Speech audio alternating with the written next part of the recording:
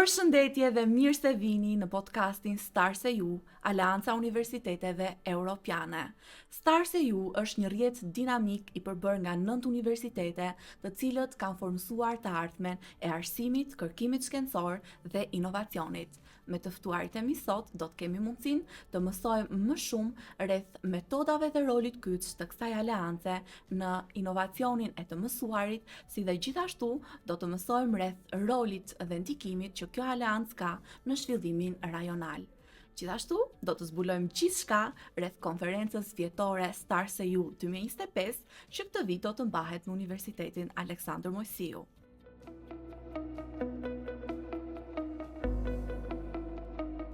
Stars.eu ka për qëllim të krijojë një mjedis gjithëpërfshirës për studentët, kërkuesit dhe profesionistët e të ardhmes. Por çfarë e bën kaq të veçantë këtë aleancë? Për këtë kam kënaqësinë të kem të ftuar Dr. Bledar Kurtin në cilësinë e koordinatorit të komitetit drejtues, i cili do na tregojë akoma dhe më shumë rreth menaxhimit dhe strategjive që kjo aleancë ka. Përshëndetje, faleminderit për këtë ftesë edhe për mundësinë për të shpjeguar dhe sqaruar ata cilët nuk janë të informuar për këtë aleancë kaq të rëndësishme për Universitetin Aleksandër Mojsiu në Durrës. Flitet shumë për dokumentarizimin, për standarde evropiane në universitetet shqiptare, në edukimin shqiptar, por në fakt kjo aleancë Stars.eu është tashmë e konkretizuar në universitetin ton Aleksandër Mojsiu të Durrësit. Çfarë do të thotë kjo aleancë? Është aleancë evropiane me qëllimin për një universitet evropian, jo vetëm për UAMD-n, por të përbashkëta. Jemi 9 universitete në këtë aleancë dhe UAMD është i vetmi universitet në Ballkanin Perëndimor dhe Shqipëri sigurisht që është pjesë e kësaj aleance. Pra është UAMD dhe 8 universitete të tjera të cilët vinë nga Bashkimi Evropian. Dhe këtu përmend Francën, Portugalinë, Spanjën, Gjermaninë, Suedinë, Çekinë, Gjermaninë. Pra e vendet të Bashkimit Evropian dhe Universiteti Aleksandër Mojsiu në Durrës. Është një projekt i financuar nga Bashkimi Evropian dhe ka për qëllim Universitetin Evropian. Pra ne synojmë që përpos ofertës akademike evropiane që ne ofrojmë, përpos networkut, rrjetëzimit të akademikëve tanë, të studentëve tanë, me këta 8 universitete evropiane, ne gjithashtu forcojmë inovacionin. Gjithashtu ne krijojmë mundësi për research, për kërkim shkencor. Gjithashtu kjo forcon çfarë? Një lidhje evropiane të akademisë, të një oferte realisht, literalisht evropiane. Dhe synimi është për një diplomë të përbashkët me vullën e të 8 universiteteve, që do të thotë një diplomë evropiane, një diplomë që një student që studion në UAMD në një program të caktuar, për cilën ne po punojmë, do ketë diplomë evropiane nga institucionet, 9 institucione të arsimit lartë Shqipëri dhe 8 të Bashkimit Evropian. Kjo është arritja më e madhe e UAMD-s. Ky është misioni më i madh që ka aktualisht UAMD me cilën ne krenohemi. Dhe sigurisht që kemi mbështetjen të rektorit profesor doktor Shkëlqim Fortuzi dhe mbi të gjitha kemi një staf akademik të jashtëzakonshëm që na përfaqëson ndjenjësisht. Po thënë kjo, kemi edhe studentët tanë të angazhuar në këtë aleancë dhe mbi të gjitha jemi në vigjilje të një eventi të jashtëzakonshëm për UAMD-n, që është konferenca vjetore e Stars.eu që zhvillohet pikërisht këtu në UAMD, për cilën falenderoj të gjithë të angazhuarit, të gjithë ata që kanë punuar dhe ju siguroj që do jetë krenari e këtij universiteti dhe për qytetin tonë.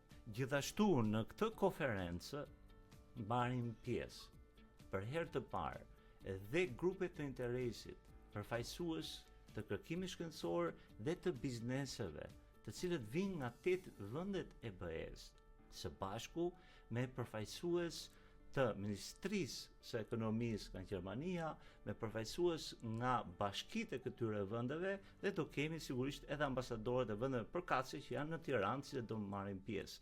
Pra kësaj mund të theksoj që përpos këtij eventi akademik është edhe event zhvillimor për qytetin ton dhe për rajonin dhe është një krenari vërtet për UAMD, për qytetin dhe për vendin. STARS-EU është vërtet një projekt evropian dhe ne jemi krenar që jemi pjesë e saj. Një ndër objektivat kryesore të STARS-EU është përshpejtimi i tranzicionit rajonal dhe nxitja apo krijimi i mundësive të reja për zhvillim ekonomik.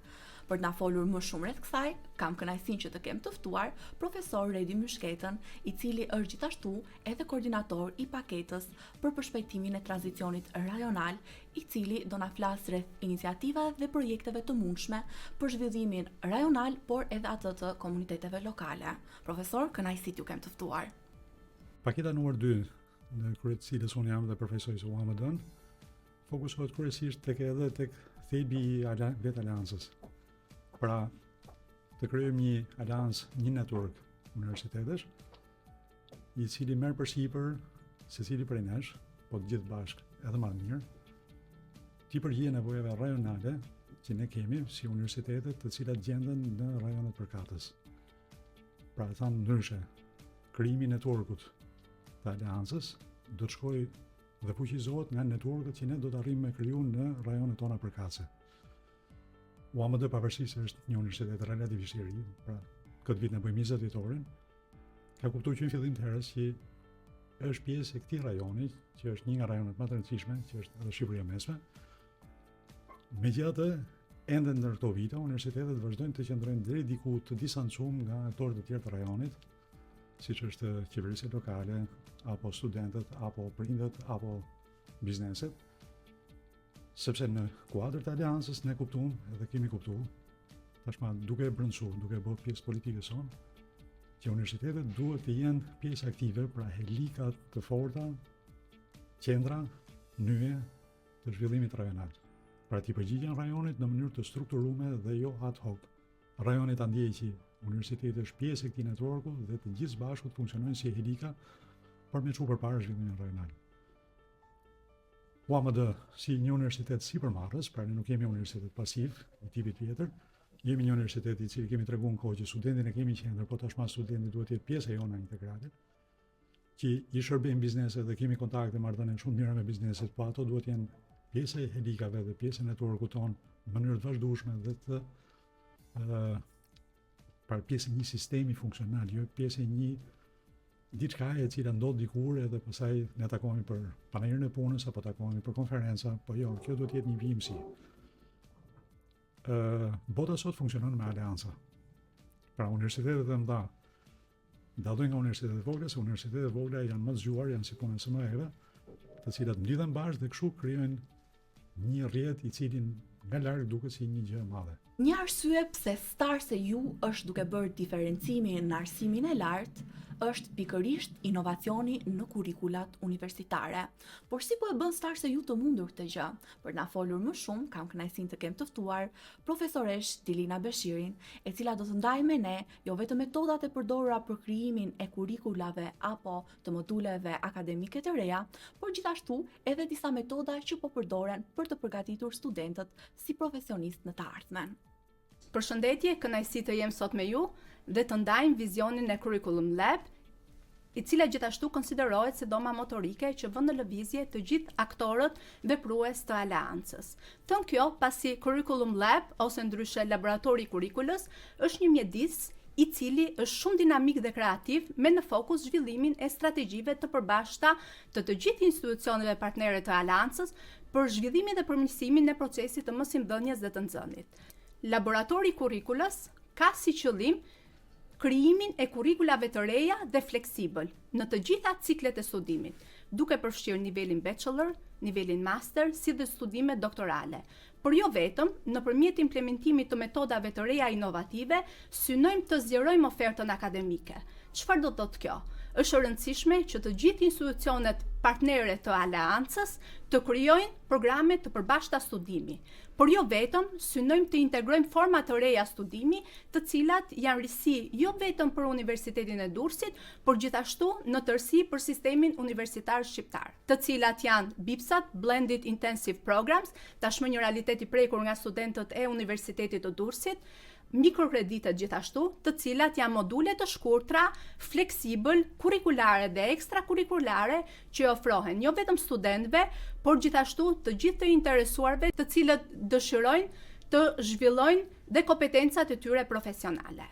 Nëpërmjet implementimit të këtyre metodave inovative të mosimdhënies dhe të nxënit, si dhe gjithashtu formave të reja të studimit, synojmë të nxisim angazhimin sa më të gjerë të stafit akademik, komunitetit, grupeve të interesit në fushën e tregtisë, industrisë, shoqërisë civile gjithashtu dhe më gjerë. Dhe në fund fare, dëshiroj të theksoj që në qendër të vizionit të laboratorit të kurrikulës dhe gjithashtu në krijimin e formave të reja të studimit, inovative dhe fleksibël, qëndrojnë studentët, pikërisht për t'i krijuar atyre mundësi sa më të gjëra, inovative dhe fleksibël në mënyrë që të nxisim angazhimin e tyre në eksperiencat akademike për zgjerimin e njohurive, për zhvillimin e kompetencave të qëndrueshme që t'i pajisim me aftësi për tregun global të punës. Faleminderit. Kërkimi shkencor dhe krijimi i njohurive të reja është thelbësore për misionin e STARS-EU. Por si realizohet kërkimi shkencor? Për këtë, kam kënaqësinë të kem të ftuar profesoresh Dorina Gjepalin, që është edhe përfaqësuese e laboratorit të krijimit të njohurive dhe sfidave të STARS-EU. Profesoresh, është kënaqësi, do doja të na flisnit akoma më shumë rreth iniciativave dhe projekteve të mundshme që janë ndërmarrë për të nxitur kërkimin shkencor. Faleminderit për ftesën, jam shumë e lumtur të jem sot këtu me ju dhe të ndaj me ju qasjen e aleancës STARS-EU për të inkurajuar kërkimin shkencor dhe për të siguruar mbështetje në projekte me ndikim për shoqëritë tona. Në STARS-EU ne besojmë fort se kërkimi shkencor, krijimi dhe transferimi i njohurive të reja janë themeli i zhvillimit rajonal dhe evropian.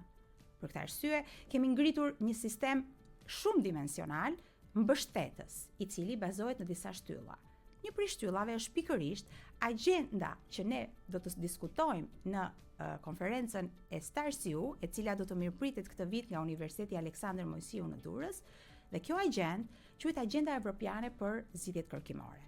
Agjenda do të diskutojë brenda kontekstit të konferencës, pra 9 universitete europiane do të diskutojnë mbi promovimin e shkencës së hapur, mbi cilësinë e kërkimit shkencor dhe mbi mbështetjen e studiuesve të rinj.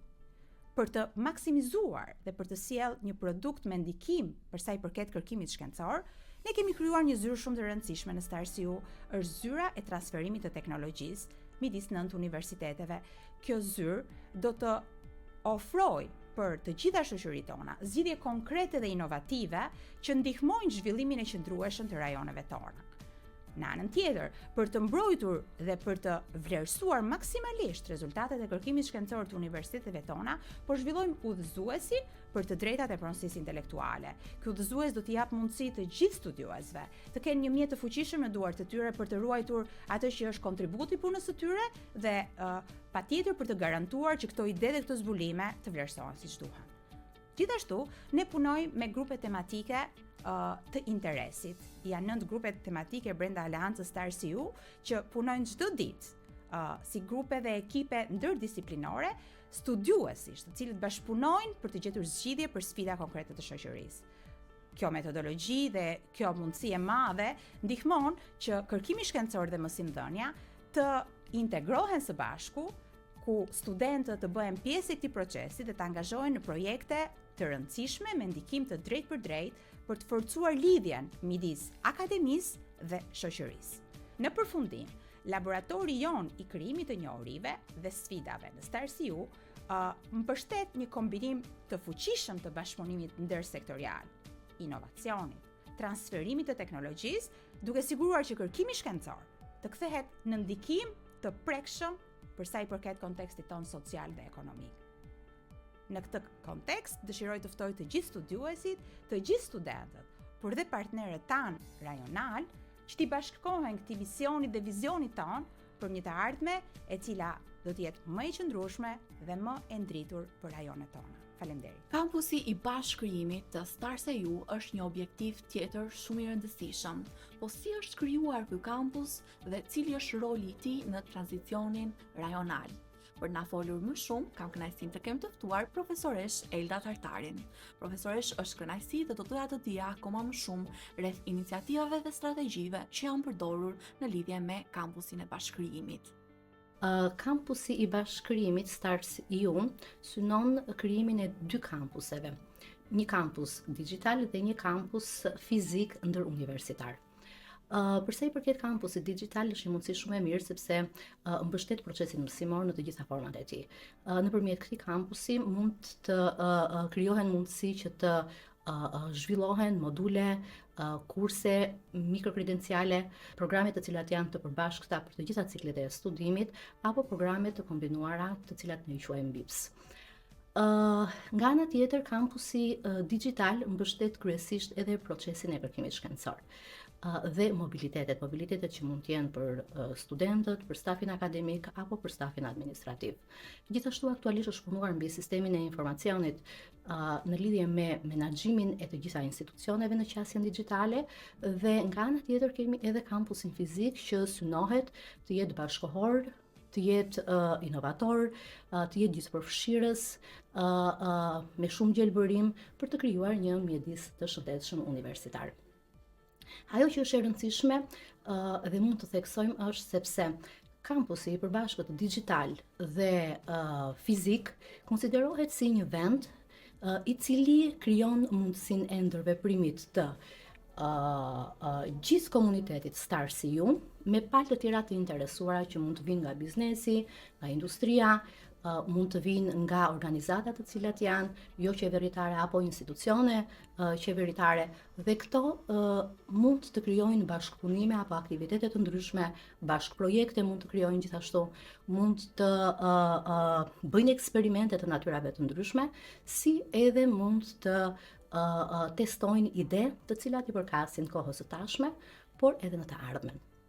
Përvoja ndërkombëtare është thelbësore për zhvillimin profesional të studentëve, por si ndikon Stars.eu apo si e mbështet mobilitetin akademik dhe eksperiencën ndërkombëtare?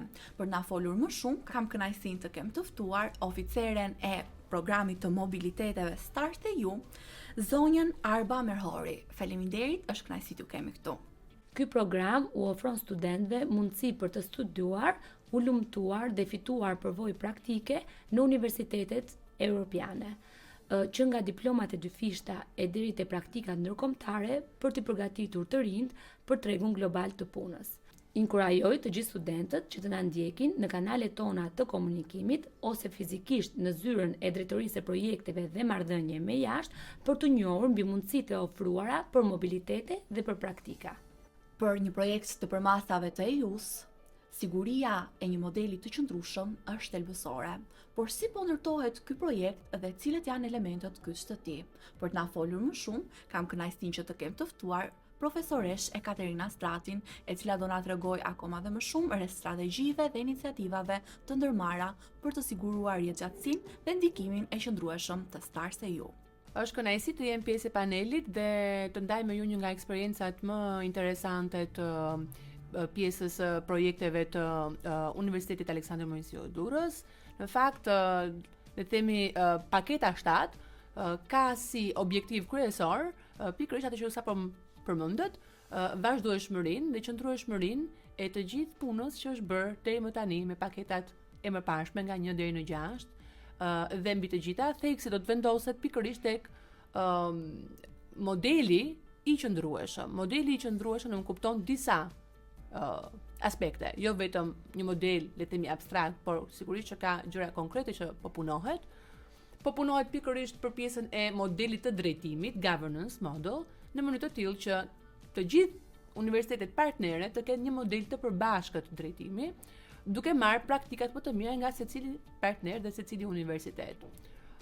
Sigurisht që kjo pasohet edhe me të tjera aspekte të modelit të qëndrueshëm, siç janë edhe GEDI plan, apo plani i barazisë gjinore, diversitetit dhe përfshirjes, gjithë përfshirjes.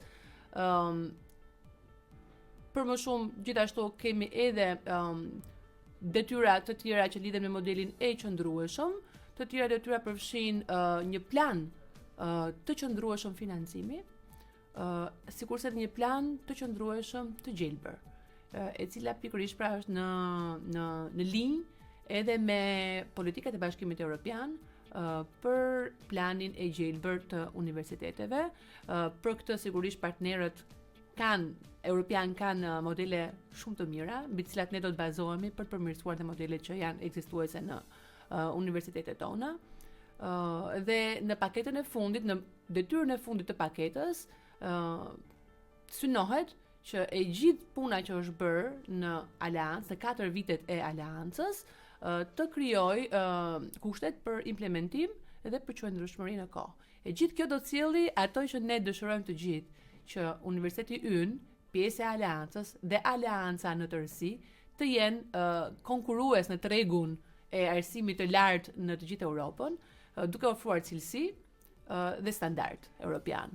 E gjithë kjo aleancë do të shërbejë dhe si model për aleanca të tjera që do të zhvillohen në vijim, sepse modelet e aleancave krijojnë praktika të mira, të cilat përmirësohen me aleanca të tjera dhe kështu zhvillohet edhe arsimi i lartë në rang europian me standarde gjithmonë dhe më të larta për të ofruar cilësi për studentët që duan le të themi të ndjekin arsimin e lartë, jo vetëm në Shqipëri, por në të gjithë Europën. Përfaqësimi i studentëve është një komponent shumë i rëndësishëm i suksesit të STARS-EU. Por si e siguron bordi studentor pjesëmarrjen aktive dhe angazhimin aktiv të studentëve me anë të iniciativave dhe projekteve të mundshme? Përshëndetje. Bordi i studentëve luan një rol kyç ku dëshiron që të dëgjohet zëri të gjithë studentëve të cilët janë pjesë e aleancës dhe këto të ndikojnë në vendimarrjet e aleancës në vazhdim. Gjithashtu ne gjatë gjithë kohës bëjmë takime të shumta, bëjmë takime periodike, bëjmë anketa ku duam të kuptojmë të gjithë nevojat të cilët kanë studentët të cilët janë pjesë e aleancës. Kemi një bashkëpunim shumë të madh me të gjithë bordin drejtues dhe grupet e punës, e cila na bën ne që të krijojmë module të përbashkëta akademike që janë efikase për të gjithë studentët që janë pjesë e bordit të aleancës dhe që marrin pjesë tek aleanca STARS-EU. Gjithashtu doja që të bëj edhe një ftesë për gjithë studentët e universitetit, të cilët ndajnë pikpamje të njëjta me aleancën, të bashkohen për një të ardhme më të mirë për secilin prej tyre. Faleminderit për të gjithë të ftuarit ton sot. Ishte një bisedë jashtëzakonisht e vlefshme për të mësuar më shumë se si STARS-EU ka ndikuar në transformimin e arsimit të lartë dhe mënyrën se si kjo aleancë ndërlidhet me komunitetin akademik dhe sektorin privat. Ju ftojmë që të ndiqni më shumë informacion rreth konferencës vjetore STARS-EU 2025 dhe të bëheni pjesë e kësaj iniciative të jashtëzakonshme. Për më shumë detaje mund të vizitoni faqen tonë zyrtare ose të na ndiqni në platformat tona të komunikimit. Nga unë Kamila Sedolli, faleminderit dhe shihemi në episodin e radhës.